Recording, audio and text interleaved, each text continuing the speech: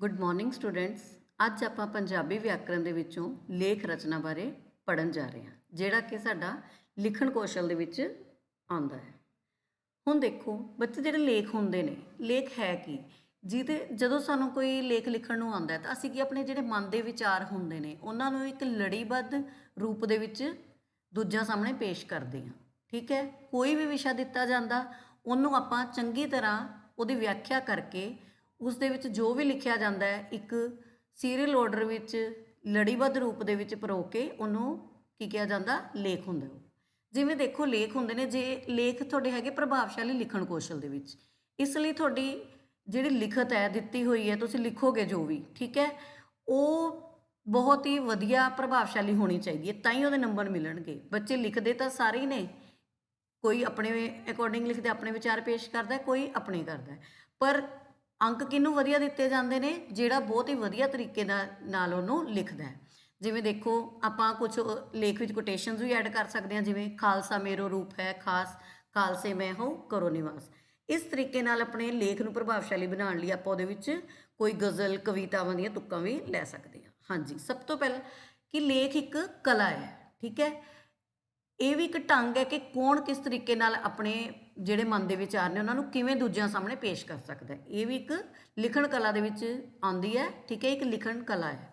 ਕਹਿੰਦੇ ਸਾਹਿਤ ਦੇ ਹੋਰ ਅੰਗਾਂ ਵਾਂਗ ਜਿਵੇਂ ਕਿ ਕਵਿਤਾ, ਕਹਾਣੀ, ਨਾਵਲ, ਗੀਤਾਂ ਵਾਂਗ ਲੇਖ ਰਚਨਾ ਕਰਨੀ ਵੀ ਇੱਕ ਕਲਾ ਹੈ। ਜਿਵੇਂ ਆਪਾਂ ਕਹਿੰਦੇ ਹਾਂ ਕਵਿਤਾ ਹਰ ਬੰਦੇ ਦੇ ਲਿਖਣ ਨਹੀਂ ਸਕਦਾ, ਠੀਕ ਹੈ, ਹਰ ਵਿੱਚ ਇਹ ਹੁਨਰ ਨਹੀਂ ਹੈ, ਕੋਈ ਕਹਾਣੀ ਨਹੀਂ ਘੜ ਸਕਦਾ, ਨਾਵਲ ਨਹੀਂ ਲਿਖ ਸਕਦਾ, ਤਾਂ ਕੀ ਹੈ, ਪਸੰਦ ਕਿਹਦੀਆਂ ਕਵਿਤਾ, ਕਹਾਣੀ, ਨਾਵਲ ਕੀਤੇ ਜਾਂਦੇ ਨੇ ਜਿਹਦੇ ਵਿੱਚ ਉਹ ਕਲਾ ਚੰਗੀ ਤਰ੍ਹਾਂ ਸਮਾਈ ਹੋਈ ਹੈ। ਠੀਕ ਹੈ, ਉਸ ਚੀਜ਼ ਨੂੰ, ਆਪਣੇ ਵਿਚਾਰਾਂ ਨੂੰ ਦੂਜਿਆਂ ਸਾਹਮਣੇ ਵਧੀਆ ਤਰੀਕੇ ਨਾਲ ਪੇਸ਼ ਕਰ ਰਿਹਾ ਹੈ। ਤਾਂ ਇਸੇ ਤਰੀਕੇ ਨਾਲ ਜਿਵੇਂ ਕਵਿਤਾ, ਕਹਾਣੀ, ਨਾਵਲ, ਗੀਤ ਨੇ, ਉਸੇ ਤਰ੍ਹਾਂ ਲੇਖ ਨੂੰ ਰਚਨਾ ਵੀ ਇੱਕ ਕੀ ਹੈ? ਕਲਾ ਹੈ। ਹੁਣ ਦੇਖੋ ਲੇਖ ਦੀ ਪਰਿਭਾਸ਼ਾ ਕੀ ਹੈ? ਕਿਸੇ ਵਿਸ਼ੇ ਪ੍ਰਤੀ ਆਪਣੇ ਜੀਵਨ ਦੇ ਅਨੁਭਵ ਅਤੇ ਤਜਰਬਿਆਂ ਦਾ ਸ਼ਾਬਦਿਕ ਪ੍ਰਗਟਾ ਹੀ ਲੇਖ ਹੈ। ਮੀਨਸ ਕੋਈ ਵੀ ਵਿਸ਼ਾ ਹੈ ਤੁਹਾਡੇ ਕੋਲ, ਉਹਦੇ ਪ੍ਰਤੀ ਤੁਹਾਡੇ ਜੀਵਨ ਦੇ ਵਿੱਚ ਜਿਹੜੇ ਵੀ ਅਨੁਭਵ ਨੇ, ਤਜਰਬੇ ਨੇ, ਕਿੰਨਾ ਤੁਹਾਨੂੰ ਐਕਸਪੀਰੀਅੰਸ ਹੈ ਉਹ ਚੀਜ਼ ਦਾ, ਠੀਕ ਹੈ, ਉਹਨੂੰ ਜਿਹੜਾ ਸ਼ਾਬਦਿਕ ਪ੍ਰਗਟਾ ਦਿੱਤਾ ਜਾਏਗਾ ਉਹਨੂੰ ਕੀ ਕਿਹਾ ਜਾਏਗਾ? ਲੇਖ। ਉਹਨਾਂ ਨੂੰ ਜਦੋਂ ਆਪਾਂ ਸ਼ਬਦਾਂ ਦੇ ਰੂਪ ਵਿੱਚ ਦੂਜੇ ਸਾਹਮਣੇ ਪੇਸ਼ ਕਰਦੇ ਹਾਂ, ਲਿਖਦੇ ਹਾਂ, ਉਹਨੂੰ ਕੀ ਕਿਹਾ ਜਾਂਦਾ? ਲੇਖ ਕਿਹਾ ਜਾਂਦਾ। ਹੁਣ ਦੇਖੋ ਜਿਹੜਾ ਲੇਖ ਹੁੰਦਾ ਹੈ, ਲੇਖ ਦੇ ਜਦੋਂ ਵੀ ਆਪਾਂ ਲੇਖ ਲਿਖਣ ਲੱਗਦੇ ਹਾਂ, ਠੀਕ ਹੈ, ਉਹਦੇ ਸਭ ਤੋਂ ਪਹਿਲਾਂ 3 ਹਿੱਸੇ ਬਣਾਉਣੇ ਚਾਹੀਦੇ ਨੇ। ਇੱਕ ਆਰੰਭ ਭਾਗ ਜਿਹਨੂੰ ਆਦਿ ਭਾਗ ਕਿਹਾ ਜਾਂਦਾ, ਮੱਧ ਭਾਗ ਤੇ ਅੰਤਲਾ ਭਾਗ। ਆਦਿ ਭਾਗ ਕਿਹੜਾ ਹੋਏਗਾ? ਭਾਵ ਆਰੰਭ, ਭਾਵ ਸ਼ੁਰੂਆਤ ਵਾਲਾ, ਜਿਹਦੇ ਵਿੱਚ ਜਾਣ ਪਛਾਣ, ਭੂਮਿਕਾ ਆਏਗੀ, ਭੂਮਿਕਾ ਵੀ ਕਹਿ ਸਕਦੇ ਹਾਂ, ਜਾਣ ਪਛਾਣ ਵੀ, ਠੀਕ ਹੈ, ਉਸ ਵਿਸ਼ੇ ਨਾਲ ਸੰਬੰਧਿਤ ਜਿਹੜੀ ਇੰਟਰੋਡਕਸ਼ਨ ਕਹਿ ਲਓ ਉਹ ਸਾਰੀ ਉਹਦੇ ਵਿੱਚ ਦਿੱਤੀ ਜਾਏਗੀ। ਇਹ ਬਹੁਤ ਹੀ ਪ੍ਰਭਾਵਸ਼ਾਲੀ ਹੋਣੀ ਚਾਹੀਦੀ ਹੈ। ਕਿਸੇ ਵੀ ਚੀਜ਼ ਦੀ ਜਿਹੜੀ ਸ਼ੁਰੂਆਤ ਆ ਸੋਹਣੇ ਤਰੀਕੇ ਨਾਲ ਕਰਨੀ ਚਾਹੀਦੀ ਹੈ। ਤੁਸੀਂ ਸ਼ੁਰੂ ਦੇ ਵਿੱਚ ਕੋਟੇਸ਼ਨਸ ਦੇ ਸਕਦੇ ਹੋ, ਤੁਹਾਨੂੰ ਦੱਸਿਆ ਸੀ, ਕਿਸੇ ਦੀ ਕੋਈ ਲਿਖਤ ਉੱਪਰ ਦੇ ਸਕਦੇ ਹੋ, ਠੀਕ ਹੈ, ਕੋਈ ਤੁਕਾਂ ਵਿੱਚ ਐਡ ਕਰ ਸਕਦੇ ਹੋ। ਦੂਸਰਾ ਭਾਗ ਹੈ ਮੱਧ ਭਾਗ। ਇਹਦੇ ਵਿੱਚ ਆਮ ਜਾਣਕਾਰੀ ਹੋਏਗੀ, ਵਿਚਾਰਾਂ ਦੀ ਲੜੀਬੱਧਤਾ ਦਾ ਧਿਆਨ ਦੇਣਾ ਪਏਗਾ।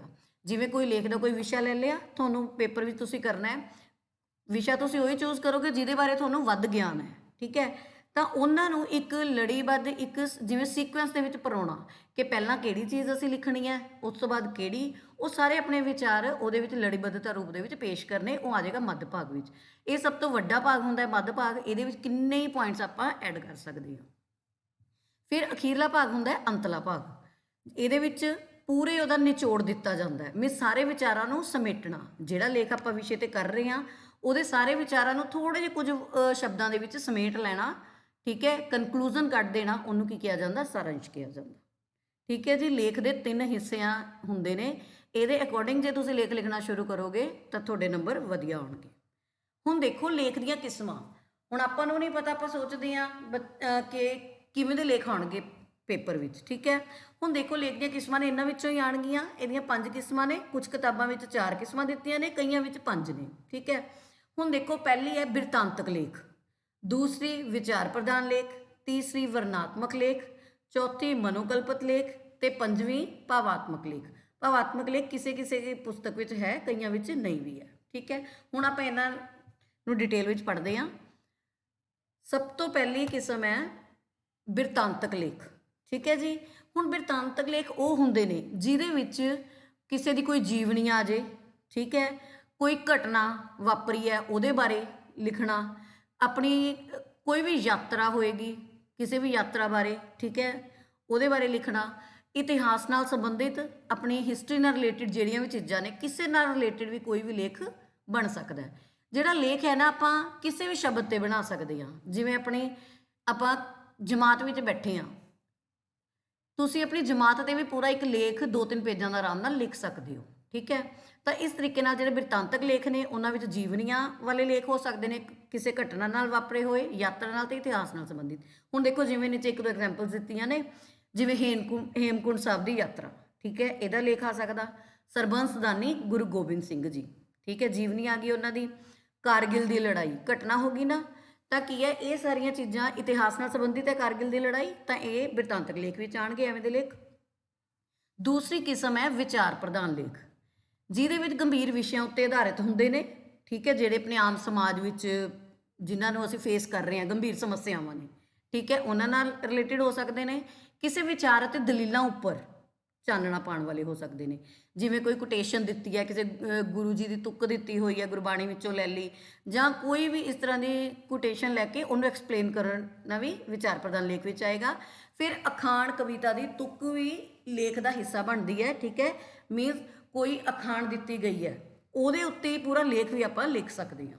ਹੁਣ ਦੇਖੋ, ਜਿਵੇਂ ਗੰਭੀਰ ਸਮੱਸਿਆਵਾਂ ਹੋ ਗਈਆਂ, ਜਿਵੇਂ ਬੇਰੁਜ਼ਗਾਰੀ, ਠੀਕ ਹੈ, ਤੇ ਨਾਨਕ ਦੁਖੀਆ ਸਭ ਸੰਸਾਰ, ਇਹ ਇੱਕ ਕੋਟੇਸ਼ਨ ਦਿੱਤੀ ਹੋਈ ਆਪਾਂ ਨੂੰ, ਠੀਕ ਹੈ, ਗੁਰਬਾਣੀ ਦੀ ਤੁੱਕ ਆ। ਇਹਨੂੰ ਐਕਸਪਲੇਨ ਕਰਨਾ ਕਿ ਨਾਨਕ ਦੁਖੀਆ ਸਭ ਸੰਸਾਰ, ਕਿ ਇਸ ਦੁਨੀਆ ਵਿੱਚ ਸਾਰੇ ਹੀ ਕੋਈ ਵੀ ਸੁਖੀ ਨਹੀਂ ਹੈਗਾ। ਇੱਕ ਦੂਜੇ ਨੂੰ ਦੇਖਣ ਨੂੰ ਲੱਗਦਾ ਕਿ ਉਹ ਵੀ ਸੁਖੀ ਹੈ, ਪਰ ਜਦੋਂ ਕਿਸੇ ਨਾਲ ਆਪਾਂ ਆਪਣੇ ਮਨ ਦੇ ਵਿਚਾਰ ਫੋਲਣ ਲੱਗਦੇ ਹਾਂ, ਸਾਂਝੇ ਕਰਦੇ ਹਾਂ, ਤਾਂ ਪਤਾ ਲੱਗਦਾ ਕਿ ਹਰ ਬੰਦਾ ਸਾਡੇ ਤੋਂ ਵੱਧ ਦੁਖੀ ਹੈ। ਹੁਣ ਕਿਰਤ ਦੀ ਮਹਾਨਤਾ, ਠੀਕ ਹੈ, ਕਿਰਤ ਬਾਰੇ ਆਪਣੇ ਵਿਚਾਰ ਪੇਸ਼ ਕਰਨੇ, ਇਹ ਵਿਚਾਰ ਪ੍ਰਧਾਨ ਲੇਖ ਵਿੱਚ ਆਉਣਗੇ। ਤੀਸਰੀ ਕਿਸਮ ਹੈਗੀ ਵਰਣਨਾਤਮਕ ਲੇਖ।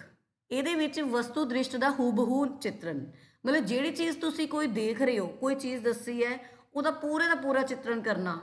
ਜਿਵੇਂ ਆਪਾਂ ਪਿਕਚਰ ਕੰਪੋਜੀਸ਼ਨ ਕਰਦੇ ਸੀ ਨਾ, ਠੀਕ ਹੈ, ਉਹਦੇ ਵਿੱਚ ਆਪਣੇ ਕੁਝ ਥੋੜੇ ਵਰਡਸ ਹੁੰਦੇ ਸੀ, 40 ਤੋਂ 50 ਸ਼ਬਦ ਜਾਂ 50 ਤੋਂ 60 ਸ਼ਬਦਾਂ 'ਚ ਕਰਨਾ।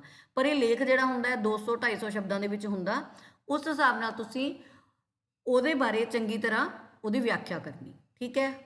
ਫਿਰ ਪ੍ਰਤੱਖ ਘਟਨਾ, ਕੋਈ ਵੀ ਤੁਸੀਂ ਅੱਖੀ ਦੇਖੀ ਘਟਨਾ ਹੈ, ਜਿਹੜੀ ਦੇਖੀ ਹੋਈ ਹੈ, ਠੀਕ ਹੈ, ਜਾਂ ਵੈਸੇ ਵੀ ਆਮ ਜਿਵੇਂ ਆਪਣੇ ਆਲੇ ਦੁਆਲੇ ਕੋਈ ਘਟਨਾਵਾਂ ਹੁੰਦੀਆਂ ਨੇ, ਉਹਦੇ ਬਾਰੇ ਵੀ ਆ ਸਕਦਾ ਇਹਦੇ ਵਿੱਚ। ਜਿਵੇਂ ਦੇਖੋ, ਇਹਦੇ ਵਿੱਚ ਕਿਵੇਂ ਦੇ ਲੇਖ ਹੁੰਦੇ, ਜਿਵੇਂ ਤਾਜ ਮਹਿਲ ਆ ਗਿਆ, ਠੀਕ ਹੈ, ਰੇਲ ਦੁਰਘਟਨਾ, ਕਸ਼ਮੀਰ ਦੇ ਚਸ਼ਮੇ, ਠੀਕ ਹੈ। ਤਾਂ ਕੀ ਹੈ, ਇਸ ਤਰ੍ਹਾਂ ਦੇ ਲੇਖ ਆਉਣਗੇ ਆਪਣੇ ਵਰਣਨਾਤਮਕ ਲੇਖ ਵਿੱਚ। ਚੌਥੀ ਕਿਸਮ ਹੈ ਮਨੋਕਲਪਤ ਲੇਖ, ਮਤਲਬ ਜਿਹਦੇ ਵਿੱਚ ਜਿਹੜਾ ਲਿਖਣ ਵਾਲਾ ਹੈ ਆਪਣੇ ਮਨ ਦੇ ਵਿਚਾਰ ਸਾਂਝੇ ਕਰੇਗਾ, ਜੋ ਉਹਨੂੰ ਉਹਦੀ ਕਲਪਨਾ ਵਿੱਚ ਹੈ ਉਹ ਲਿਖੇਗਾ। ਜਿਵੇਂ ਲੇਖਕ ਦੀ ਕਲਪਨਾ ਪ੍ਰਧਾਨ, ਇਹ ਵਾਲੇ ਲੇਖਾਂ ਵਿੱਚ ਕੋਈ ਐਜ਼ ਇਟ ਇਜ਼ ਜ਼ਰੂਰੀ ਨਹੀਂ ਹੁੰਦਾ ਕਿ ਅਸੀਂ ਕਿਤਾਬ ਵਿੱਚੋਂ ਪੜ੍ਹ ਲਿਆ ਤੇ ਉਹਦੇ ਨਾਲ ਪੁਆਇੰਟਸ ਆਪਣੇ ਮੈਚ ਕਰਦੇ ਹੋਣ ਜਾਂ ਉਵੇਂ ਹੀ ਲਿਖਣਾ ਹੈ। ਇਹਦੇ ਵਿੱਚ ਤੁਸੀਂ ਆਪਣੇ ਮਨ ਦੇ ਵਿਚਾਰ, ਜੋ ਤੁਹਾਡੇ ਮਨ ਵਿੱਚ ਆਉਂਦਾ, ਥੋੜ੍ਹਾ ਬਹੁਤਾ ਆਲੇ ਦੁਆਲੇ ਹੋਰ ਆਮ ਜਾਣਕਾਰੀ ਵਿੱਚ ਐਡ ਕਰਕੇ ਵਧੀਆ ਤਰੀਕੇ ਨਾਲ ਲੇਖ ਲਿਖ ਸਕਦੇ ਹੋ। ਜਿਵੇਂ ਦੇਖੋ, ਜੇ ਮੈਂ ਪ੍ਰਧਾਨ ਮੰਤਰੀ ਹੁੰਦਾ, ਜੇ ਮੈਂ ਜਾਦੂਗਰ ਹੁੰਦਾ, ਕਾਸ਼ ਮੇਰੇ ਕੋਲ ਗੱਡੀ ਹੁੰਦੀ, ਇਸ ਤਰੀਕੇ ਦੇ ਲੇਖ ਕੀ ਹੋ ਜਾਣਗੇ, ਮਨੋਕਲਪਤ ਲੇਖ ਹੋਣਗੇ। ਲਾਸਟ ਪੁਆਇੰਟ ਹੈ ਭਾਵਾਤਮਕ ਲੇਖ, ਠੀਕ ਹੈ ਜੀ, ਜਿਹਦੇ ਵਿੱਚ ਭਾਵਾਂ ਦੀ ਪ੍ਰਧਾਨਤਾ ਵਾਲੇ ਲੇਖ ਹੋਣਗੇ, ਜਿਨ੍ਹਾਂ ਵਿੱਚ ਆਪਣੇ ਮਨ ਦੇ ਭਾਵਾਂ ਦੀ ਪ੍ਰਧਾਨਤਾ ਹੁੰਦੀ ਹੈ। ਜਿਵੇਂ ਕੁਝ ਲੇਖ ਐਸੇ ਹੋਣ ਜਿੱਥੋਂ ਪਤਾ ਲੱਗਦਾ ਹੈ ਕਿ ਭਾਵਨਾ ਨਾਲ ਸੰਬੰਧਿਤ ਨੇ, ਜਿਵੇਂ ਦੇਸ਼ ਪਿਆਰ, ਠੀਕ ਹੈ, ਮੇਰਾ ਬਚਪਨ, ਇਹ ਸਾਰੇ ਲੇਖ ਕੀ ਆਉਣਗੇ, ਭਾਵਾਤਮਕ ਲੇਖ ਵਿੱਚ। ਹੁਣ ਦੇਖੋ, ਜਦੋਂ ਵੀ ਆਪਾਂ ਲੇਖ ਕੋਈ ਲਿਖਣਾ ਸ਼ੁਰੂ ਕਰਨਾ ਹੈ, ਇਹ ਚੀਜ਼ਾਂ ਧਿਆਨ ਨਾਲ ਸਮਝਣ ਵਾਲੀਆਂ ਨੇ। ਉਹਦੇ ਲਈ ਕੁਝ ਜ਼ਰੂਰੀ ਸੁਝਾਅ ਨੇ। ਜਦੋਂ ਵੀ ਤੁਸੀਂ ਲੇਖ ਲਿਖਣਾ, ਉਹਦੇ ਲਈ ਕਿਹੜੀਆਂ ਚੀਜ਼ਾਂ ਦਾ ਤੁਸੀਂ ਧਿਆਨ ਰੱਖਣਾ ਹੈ, ਕਿਹੜੀਆਂ ਚੀਜ਼ਾਂ ਨੂੰ ਸ਼ੁਰੂ ਵਿੱਚ ਆਪਣੇ ਮਾਈਂਡ ਵਿੱਚ ਰੱਖਣਾ ਹੈ। ਦੇਖੋ, ਇੱਕ ਤੁਹਾਨੂੰ ਲੇਖ ਉਹ ਤੁਸੀਂ ਸ਼ੁਰੂ ਕਰਨਾ ਪੇਪਰ ਦੇ ਵਿੱਚ ਜਿਹਦੇ ਬਾਰੇ ਤੁਹਾਨੂੰ ਜਾਣਕਾਰੀ ਹੋਵੇ, ਆਮ ਜਾਣਕਾਰੀ ਦਾ ਹੋਣਾ, ਜਿਹਦੇ ਬਾਰੇ ਵੱਧ ਨੌਲੇਜ ਹੈ, ਉਹ ਲੇਖ ਸ਼ੁਰੂ ਕਰੋ। ਵਿਚਾਰਾਂ ਦੀ ਰੂਪਰੇਖਾ, ਜਦੋਂ ਲੇਖ ਲਿਖਣ ਲੱਗੇ ਉਹਦੇ ਛੋਟੇ ਛੋਟੇ ਕੀ ਪੁਆਇੰਟਸ ਬਣਾ ਕੇ ਰੱਖ ਲਓ, ਠੀਕ ਹੈ, ਕਿ ਪਹਿਲਾਂ ਮੈਨੇ ਕੀ ਲਿਖਣਾ, ਫਿਰ ਕਿਹੜੇ ਕਿਹੜੇ ਪੁਆਇੰਟ ਨੇ, ਕਿਉਂਕਿ ਜਦੋਂ ਆਪਾਂ ਪੇਪਰ 'ਚ ਲਿਖਣ ਲੱਗਦੇ ਆ ਨਾ, ਤਾਂ ਕੀ ਹੁੰਦਾ ਹੈ, ਆਪਾਂ ਪੁਆਇੰਟਸ ਭੁੱਲਦੇ ਜਾਂਦੇ ਹਾਂ। 2 ਪੁਆਇੰਟ ਐਕਸਪਲੇਨ ਕਰ ਲਏ, ਅਗਲੇ ਉਦੋਂ ਪਹਿਲਾਂ ਆਉਂਦੇ ਹੁੰਦੇ ਨੇ ਬਟ ਬਾਅਦ ਵਿੱਚ ਭੁੱਲ ਜਾਂਦੇ ਆ। ਇਸ ਲਈ ਕੀ ਹੈ, ਉਹ ਕੀ ਪੁਆਇੰਟ ਬਣਾ ਕੇ ਆਪਣੇ ਕੋਲ ਸਾਈਡ 'ਤੇ ਰੱਖ ਲਓ, ਫਿਰ ਉਹਨਾਂ ਨੂੰ ਐਕਸਪਲੇਨ ਕਰਦੇ ਜਾਓ। ਫਿਰ ਵਿਚਾਰਾਂ ਦੀ ਲੜੀਬੱਧਤਾ, ਇਹ ਵਿੱਚ ਵਾਲਾ ਉਹ ਆਉਂਦਾ ਜਿਹੜਾ ਮੱਧ ਭਾਗ ਹੈ, ਠੀਕ ਹੈ, ਇਹਨਾਂ ਨੂੰ ਇੱਕ ਲੜੀ ਦੇ ਵਿੱਚ ਪਰੋ ਕੇ ਕਰਨਾ। ਜਿਵੇਂ ਮੰਨ ਲਓ ਕੋਈ ਫੇਮਸ ਪਰਸਨੈਲਿਟੀ ਦਾ ਐਸੇ ਆ ਗਿਆ ਕਿਸੇ ਸ਼ਖਸੀਅਤ ਬਾਰੇ, ਪਹਿਲਾਂ ਕੀ ਦੋਗੇ, ਆਰੰਭ ਦੋਗੇ, ਠੀਕ ਹੈ। ਇੱਥੇ ਨੈਕਸਟ ਪੁਆਇੰਟ ਹੈ ਵਿਸ਼ੇ ਨੂੰ 3 ਭਾਗਾਂ ਵਿੱਚ ਵੰਡਣਾ। ਆਰੰਭ ਦੇ ਵਿੱਚ ਕੀ ਦੋਗੇ, ਉਹਨਾਂ ਦੇ ਬਾਰੇ ਜਾਣ ਪਛਾਣ, ਉਹ ਕੌਣ ਨੇ, ਠੀਕ ਹੈ, ਫੇਮਸ ਪਰਸਨੈਲਿਟੀ ਦੀ ਗੱਲ ਹੋ ਰਹੀ ਹੈ। ਇਹ ਚੀਜ਼ ਲਿਖ ਕੇ ਇੰਟਰੋਡਕਸ਼ਨ ਵਧੀਆ ਇੰਪ੍ਰੈਸਿਵ ਹੋਏਗੀ, ਠੀਕ ਹੈ, ਉਹਨਾਂ ਨਾਲ ਸੰਬੰਧਿਤ